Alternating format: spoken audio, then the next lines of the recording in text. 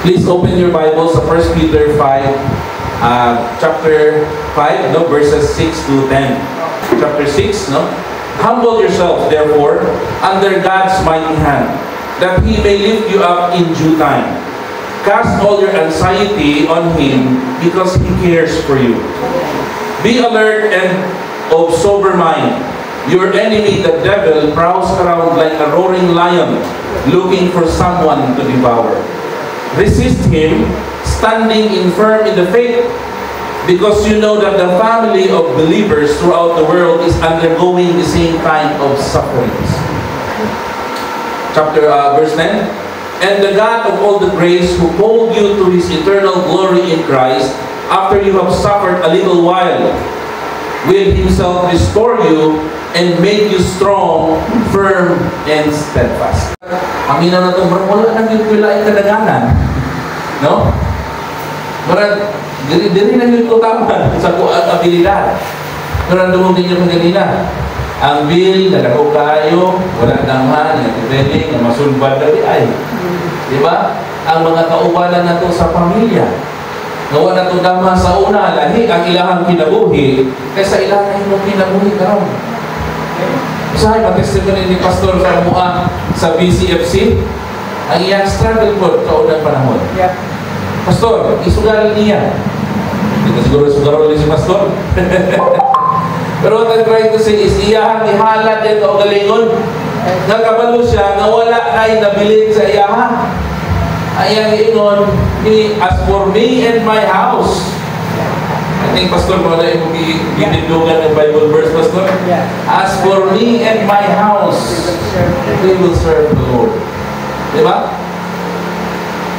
Pilagay sila, Pastor, yung mga anak, Pastor, pero ganun sila, Pastor, ba? Pero don't you wonder, ano yung mga apo, nagkakaayon. Pero wala pa mo natingala o nahigulong, o giunsa ni Pastor nga naabot sa ani ang iyahang kinabuhi. Kapag mga miyembro na ako din yung tanaw mo, tanawan mo din yung ilian ninyo inyong kaupan. How paunsa na hitabo nga nakaabot mo sa estado sa inyong kinabuhi? Inyuhang paugaling yung paningkamot? I don't think so. I think this is all because of the grace of God. So, ang kinabuhi sa tao, no, ang perfecto, no? What may perfectong kinabuhi sa ito sa pinuna? We will always undergo suffering or concern. Ang nakanindot sa teksto, sa 1 Peter, no, ang sulat ni Peter, para isa sa mga kasimbahanan sa unang panahon, encouraging all of the other members na nag-aagi, no, sa suffering. I-prepare ang kaugalingon, kaya naman, dili tawhay ang magkinabuhi ng Kristohanon. Mutana ko dili sa inyo, kinsa wala nag-agi suffering dili sa inyo, ha? Kinsa wala nag-agi dili sa inyo, ha, o kalisod sa kinabuhi. Naaba mga kaubanan ng Kristohanon? Bisan kami, naanya po. May ikot, dahay mo na sila, kay nato mo na sila. Eh, balo ba mo? Wala yung diferensya ang nato o ang pobre. Ang problema sa pobre, may utang sa tindahan. Ginamay, hindi nyo ang tanawon. Ang dato po, dahil may utang sa bangko, dahil po kung kayo.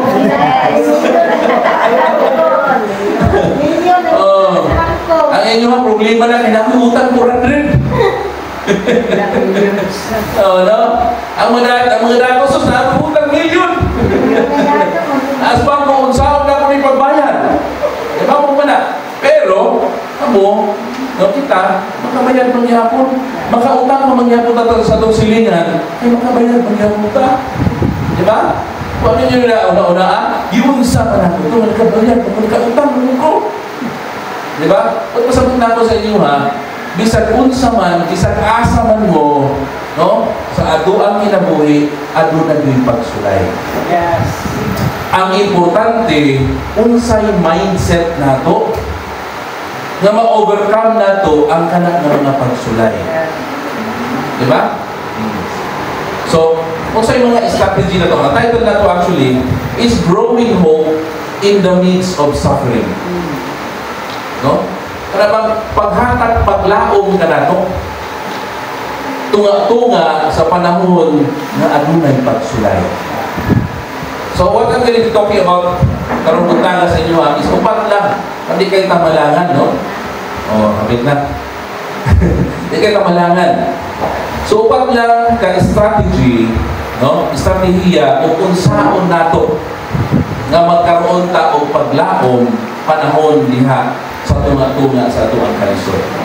So una na strategy, to those who are taking notes, no? Una is humility or humbleness. Ikaduha is casting, no, or to cast our anxiety on Him. No? Ikatulo is we have to be sober-minded and watchful. Ako lang discuss mo yan. And of course, lastly, is that we have to resist the devil. Kana lang, naupat ka topic ka, hindi kayo ka maglangan. Kaya kami naman mga politiko, inaway ni. Kaya naapay late, taas pa kayong istorya. Inood na siya. No? So, sa ito unang topic, no? Humility or humbleness. Kung inyong basahon ang chapter 6, kung sa ingon sa chapter 6, humble yourselves. Pagpakikumbaba. No? So, sa Bisaya, pakikumbaba. Pagpaubos. No? So, humble yourself, therefore, under God's mighty hand, that He may lift you up in due time. Okay? So, ang pagpakumbaba, galing mga Kristohanon, di ba? Dili daw tamang hinambog. Kaya naarap usahay sa tuwa na hambog. No? Pero sa inyo sa Biblia, we have to humble ourselves. Saan na siya humble na humility? It means lowliness of mind. To make low. To weaken, choosing to recognize the Lord's sovereignty over our own situation, even over my own desires and wishes. Dili sa Kristohano na itong kinabuhi, no? Kaya importante, dili man ang kalibutan. Ang importante sa ito ang pagpakumbaba, ang atuang or diha padulong sa atuang buhay ng Diyos. No? Ang atong relasyon diha sa iyaha. Humbleness, sige, mangutanda ka mga upatan kong dinhi. Ako yung mga ginikanan dinhi halos putanan. Mangutanda ko sa inyo mga ginikanan. Ganahan ba mo? Kung ang inyong anak inyong ginasugo, sige, magutbot, kung gusto nila kanina. Ha? Kamu po naman mga anak, mga apo, o suguan mo, sige po mong bagulmol. Wa pa gani asa na itong mga laki. Wala ito sa gawas. Wa pa gani nauman akong email. Dali lang gudlo. Dali lang guday. Dali lang gudma. Uman sa akong email. Di ba? Pero dili ganahan ang ginikanan sa mga anak na magsigig bagot-bot, magsigig dabog-dabog, maupod ang Ginoo. Dili siya ganahan anak. No? And secondly, dili ganahan, siyempre, mag-uban mo po garbuso. I don't know kung asagikan ng pagkagarbuso sa tao, pero usahay na agin na sa kinaiyas tao. No? Pero kabalo man ta, nga ang Ginoo, dili din siya ganahan ng garbuso.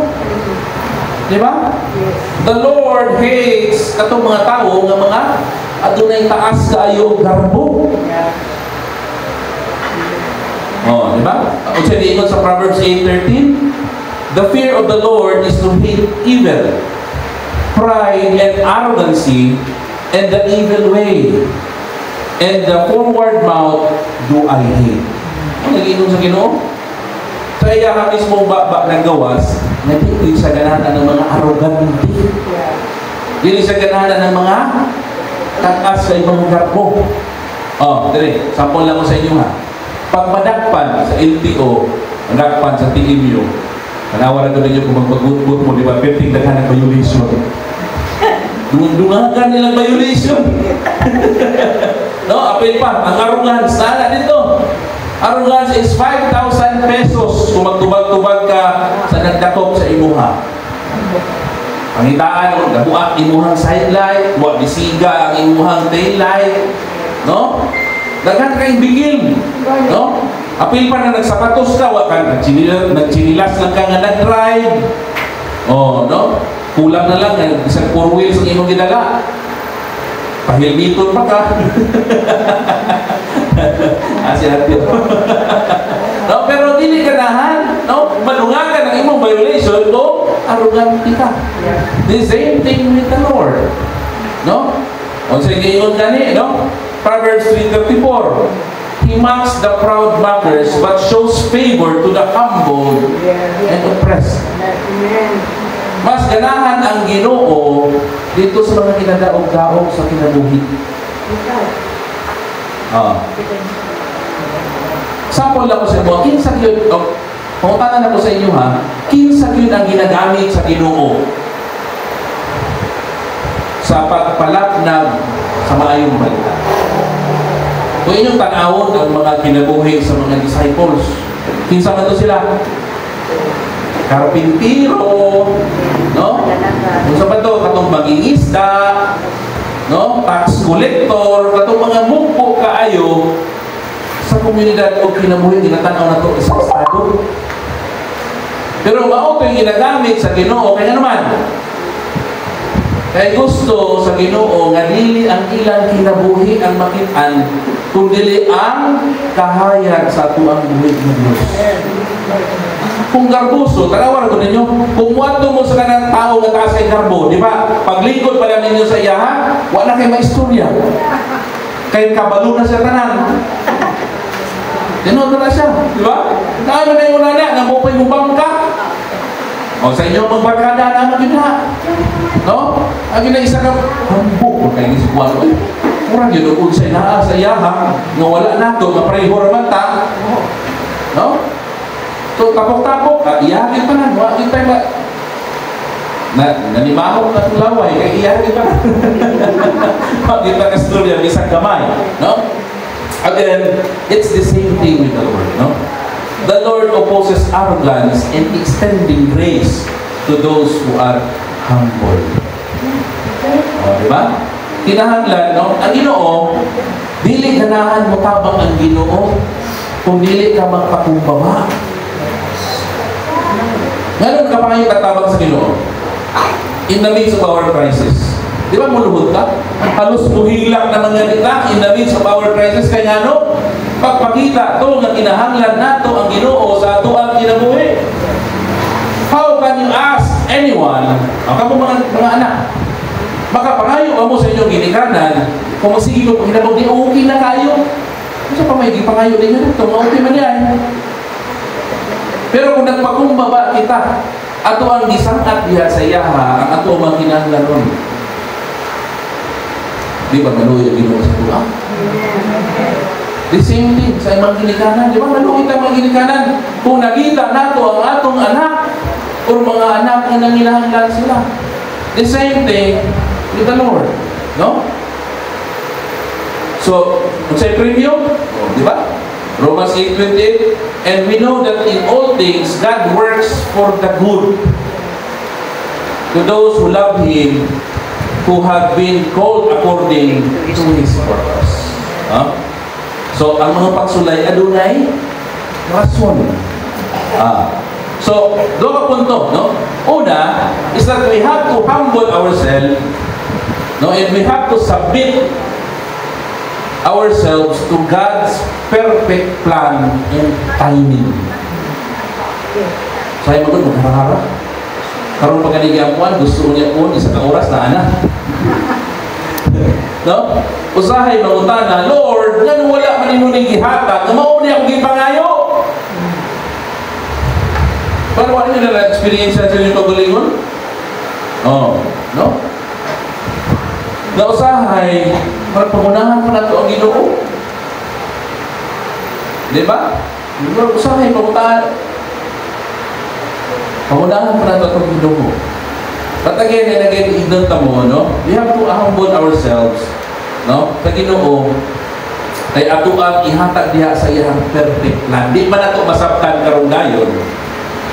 Pero in due time. In His own perfect time.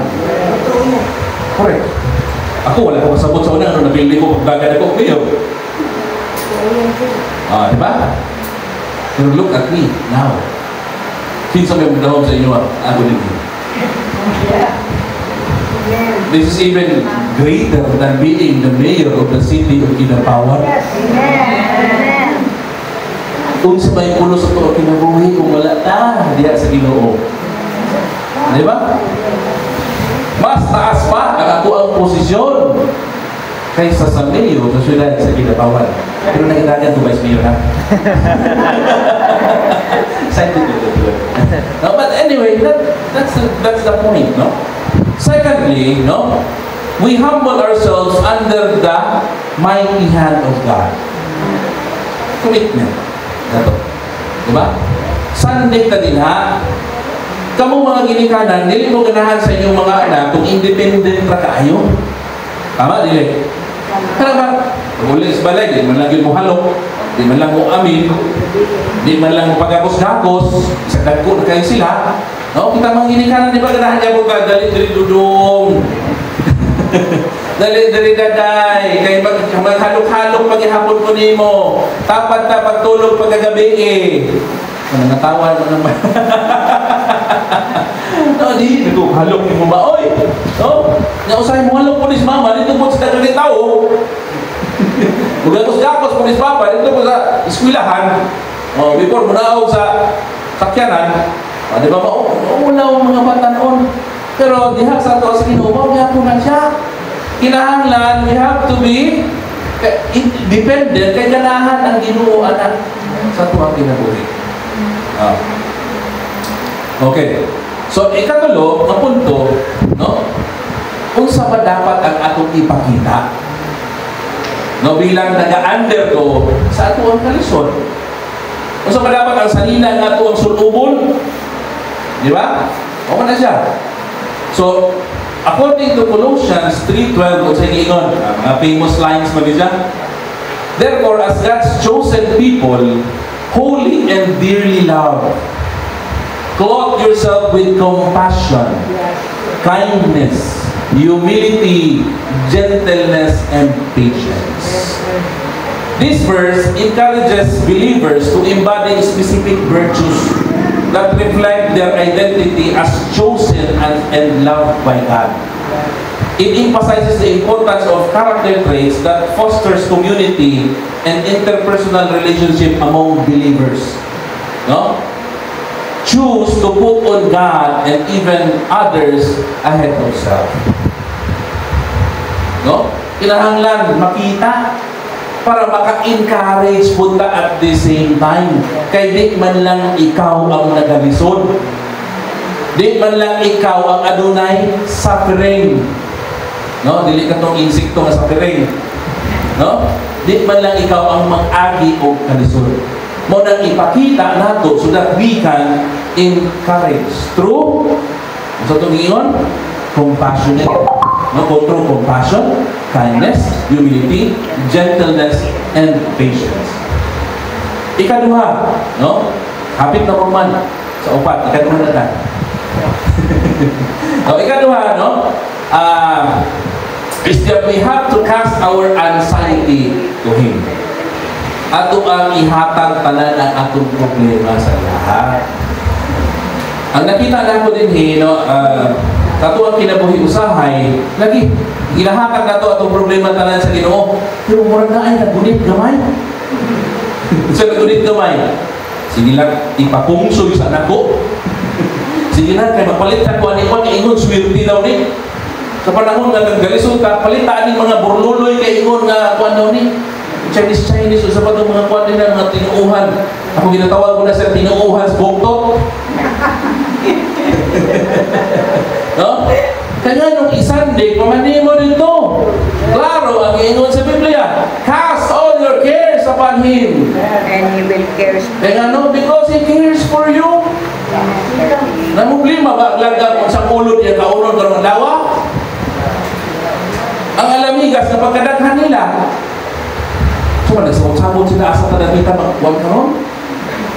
The Lord provides them everything.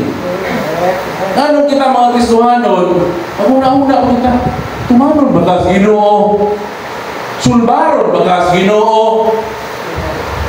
Nganong magpabilin man ng question sa atong una-una, makapasa ba ka Lord's board exam? Ambo ka ka.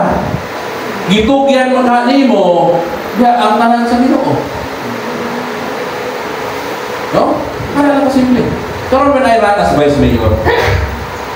Isa sa tingog din ako sa tinola, ana po libre ang akong Domingo kay para sa Ginoo ang ako ang Domingo na. Daghang imbitasyon ko pista. Yun, no? Napay meeting sa mga mga meeting din ha, sa mga pro. Di ko maapil. Kaya naman, ang akong Domingo para sa Ginoo. Kaya akong pagdagan as Vice Mayor, ako nang itugyan sa Ginoo. Lord, ikaw man ang mas nakahibalo. Kung asa bilkunin mo ibutang, maupod na sa individual na itong kinabuhi bilang na kinabuhi ng mga Kristohanon. Kinahanglan makita na sa satua in the midst of our suffering. Yes. Naglisod na ta, ato pagyapo una-una ang ato ang ano? No. Ibutang o samot ka, ibutang sa Ginoo sa corner. Kung magsigi ka ingon nga kaya nato sa kong kaugalingon, niya na kung mangampo, niya na kung magsimas, o sulbaro sa nakong problema na ko. Samot, di ka sulbat. Kaya naman, wala ang Ginoo. Diba? So we have to really cast all our cares. Kaya. So man ang anxiety. So man ang klase sa mga anxiety. Kana bang kagool ni mo? Kasi hindi ka kauyab. Hindi ulam na lang ka. Dami lang hindi pa siya ako. Kahadlok ni mo. Kahadlok sa gabi, kagit-ngit kayo. No? Ano ato ang mga concerns? Ano? No, kinahanglan na isag-at nato diha sa Ginoo. Ang ato ang problema isang-at tanan. Kaya naman willing ang Ginoo dawato na tanan. Di ba? Ginawat ganiya ang ato ang sala. Kung saan na ang atong problema, nagamay ang atong problema, tinuod lang. Di ba? Greater is He that is in me, that is in the world. Diba? Klaro mo na siya. Mas dago ang atong Ginoo kumpara sa katong naa sa kalimutan. So mga Kristohanon, kung sa'yo kagulaan ninyo. Ikapalo, no? You have to be sober-minded and watchful. Kaya nung sober-minded man ta, no? Kung ato ang basahon, kalikod rin sa ato ang teksto, lang natin sa unahan. So, ingon ganun din be alert and sober mind. And with sober mind, your enemy, the devil, prowls around like a roaring lion looking for someone to devour. No? Sample lang ko sa inyo. Kita ninyo kung kamot? Di ba? Makita ninyo yung shadow dito? Kung kita na sa Ginoo, natas kaya. Pero ang demonyo, si Satanas, tanawa, naas likod. Nagasyadow, kanunay sa atua. Gamay sibyan na to, dito mga pital. Si Satanas. Di ba? Unang ayaw, di mo pawala diya sa kahayag. Kaya kung mawala mo sa kahayag, permanente ang ato ang kaaway. Di ba? Kunya ang pinakakaaway na ito kinsa? Dili man ang demonyo, dili man si Satanas. Ang pinakakaaway nato ang atong kaugalingon sa tinuod lang. Kaya naman, the devil is just there to tempt us. Di man makahilabot ang demonyo sa tuwang kinabuhi. Kaya ginaingon nila nga katong man lang, tingol ka sa demonyo. Diba? Dili siya makatandog sa pisikal na itong kinabuhi. Ang demonyo naanin ha. Kaya naman, dito kaniya. Ilid kaniya sa maliit nga dalan. Naara sa imuha kung magpate ka. Kung ipabungahon nimo ang imong kaugalingon sa tentasyon sa kaaway. Naman na siya. Diba? No? So, kinahanglan maging alert ka sa tanan. Kinahanglan kahibalo ka, mga Kristohanon. Oh, no? So, ang strategy lang din sa devil is just to tempt you.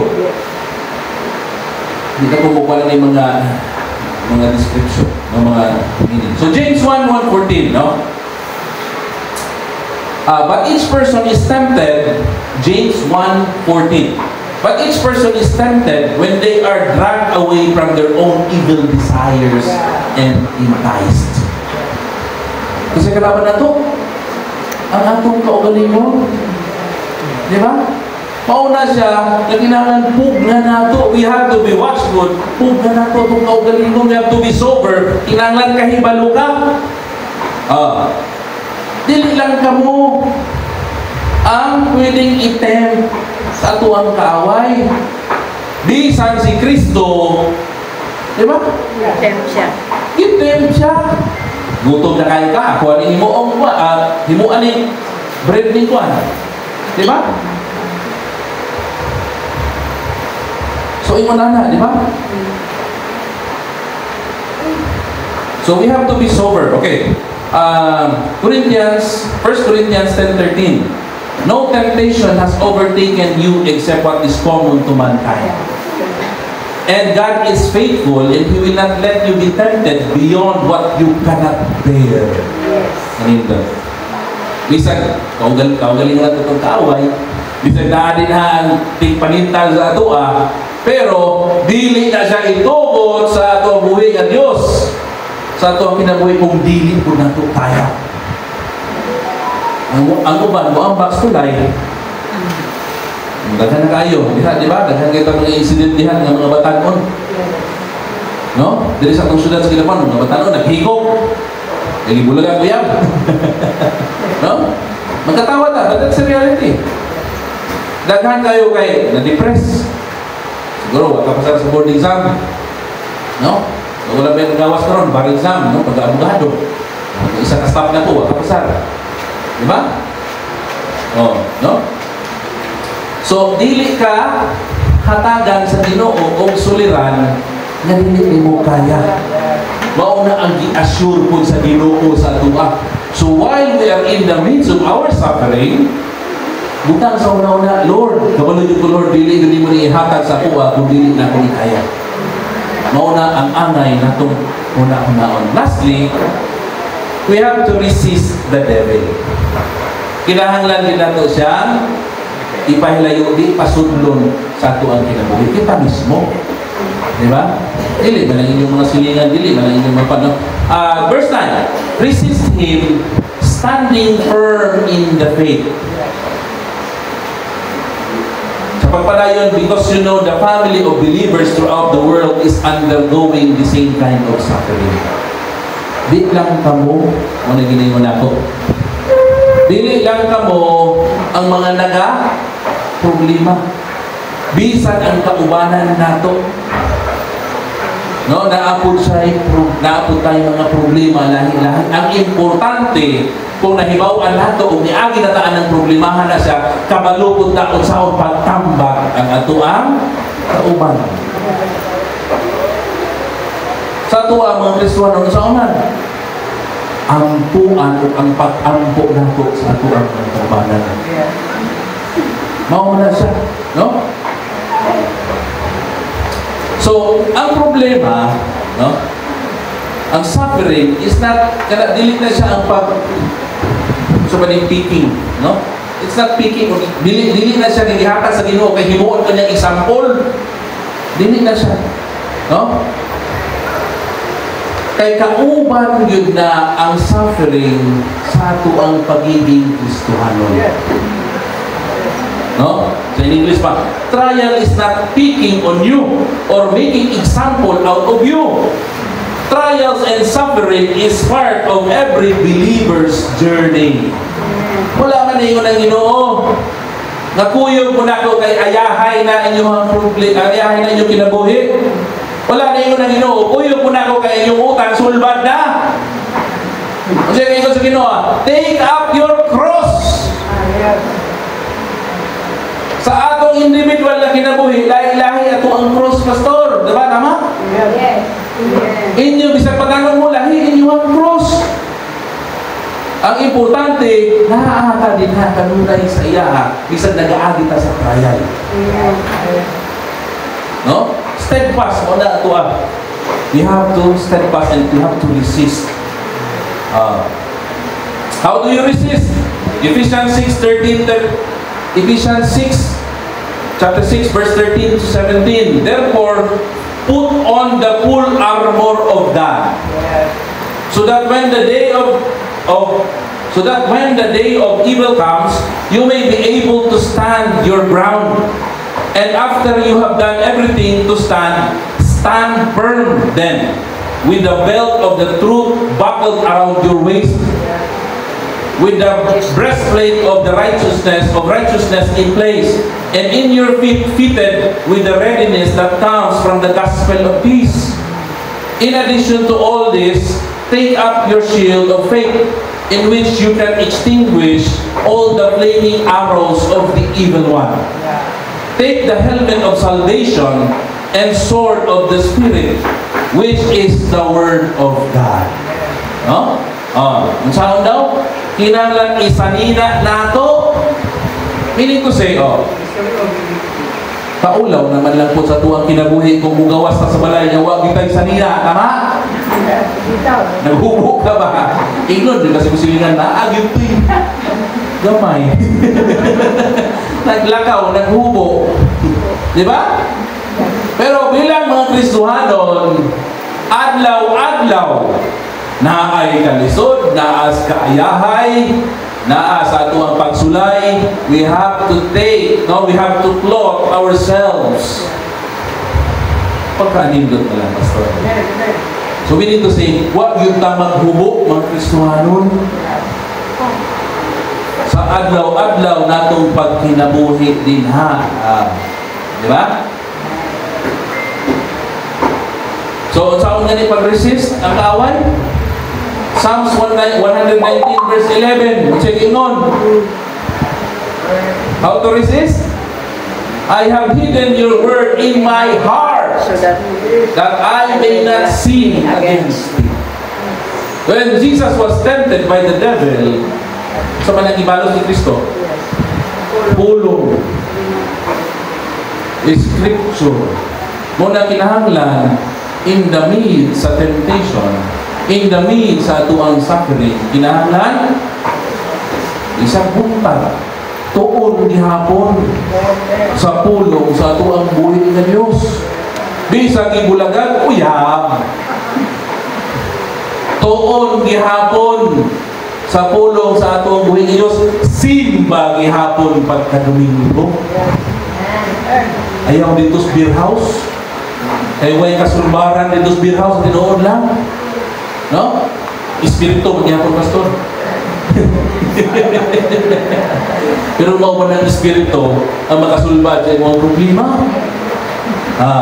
Di ba? Balik ko na ko sa inyo in Luke 22, 31 and verse 31 and 32. Simon, sample lang isa sa inyo. Simon, no? Umanis Pedro.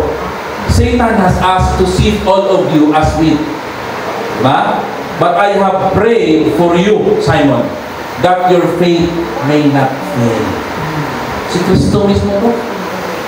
So, yung sa niya, aron dili ka makuha sa kaaway, ang buang ka. Maupuna sa tuwa. There are those living Christians, no? Di man siguro sa pagpanuhay, pero usahay, hindi ka malumampo. Marag lang. Napalugit kamay. No? Pero, ang pagkinabuhi, maganda mo bilang Kristohanon, manifest na ang inyong pagka-prayerful. Di pwede yung Kristohanon ka, di ka mo ampo. Di ba? Kristohanon, hindi ko ka malumampo. Mga batanon. Bisa sa po sa opisina, magmampo na ganyan, kao na, ikinikay na na yun. Sipuan na. Apoy na. Ha? Diba? So, supposedly, part na sa tuwang kinabuhi bilang mga Kristohano na pagkamanya, may lampuon na to. Ano nga, nagkaon dito sa opisina, nagkaon mo mga barkada, nagkaon na lang po diretso, patay mali na lang. O, di ba? Makatawa ko sa akin sa YouTube na itong pansit ko, kita mo na? Pinaka, umuom niya sa pansit ko niya, kani ampo, kalitong iya kauban, luwa ko na itong pansit. Ingon na siya, ba't di ka nagsabi mong prayer pa pala? Kita na mo na, di ba? Iluwa ang taon niya. Kaya nakalimot siya siya kagutom. Diba? In other words, bisan pag gihutom na ka, bisan pag naa ka sa panahon sa imuhang pagsulay, ampo. Maugin na siya. No? Sa BCFC, Pastor, kung na yung permanente nga, makagaan yun. Makagaan yun kung mag-ambo kita. Labi na yun kung daghan ang nag-inang buhay. No?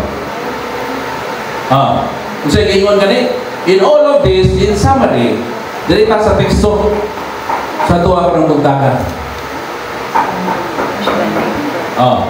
Kung sa'yo kaingon sa verse 10, and the God of all grace, who